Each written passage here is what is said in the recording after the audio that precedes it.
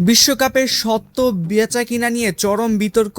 Chair বাঁচাতে এখন ট্রাম্পের দরবারে ধর্ণা ফিফা সভাপতি জিয়ানি ইনফান্তিনোর। ইউরোপিয়ান ফুটবল সংস্থাগুলোর অনাস্থা প্রকাশের পর এবার কি তবে টলমল ইনফান্তিনোর গদি? 2026 বিশ্বকাপকে ঘিরে সরগরম বিশ্ব ফুটবল, কিন্তু মাঠের ফুটবলের চেয়েও এখন আলোচনায় ফিফার অভ্যন্তরীণ রাজনীতি। আন্তর্জাতিক সংবাদ মাধ্যমের খবর, বিশ্ব ফুটবলের সর্বোচ্চ নিয়ন্ত্রক সংস্থা ফিফার বাণিজ্যিক স্বত্বের একটি অংশ বিক্রির পরিকল্পনা করে বিপাকে পড়েছেন ফিফা প্রধান জিয়ানি ইনফান্তিনো।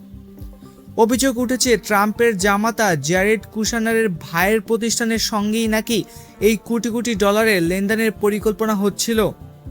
বিষয়টি সামনে আসতেই বিশ্বজুড়ে তীব্র সমালোচনা ঝড় ওঠে।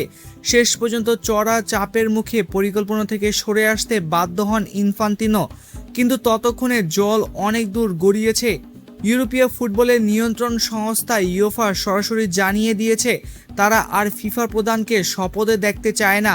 ওয়েলস ফুটবল ফেডারেশন ঘোষণা দিয়েছে পরবর্তী নির্বাচনে ইনফান্তিনোর বিপক্ষে ভোট দেবে তারা।